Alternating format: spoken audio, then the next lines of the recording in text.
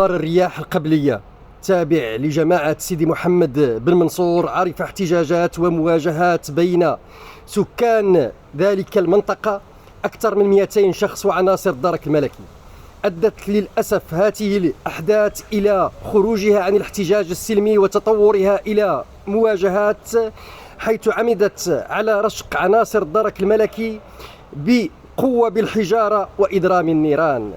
خلفت هذه الوقائع إصابات في صفوف الدرك الملكي، إصابتين حالة أحدهما بليغة، وإصابات في صفوف المحتجين أيضا، حيث عمد الدرك الملكي إلى استعمال السلاح الوظيفي لتحييد الخطر، فأصابت شظايا نارية شخصين نقلوا إلى المستشفى بالقنيطرة.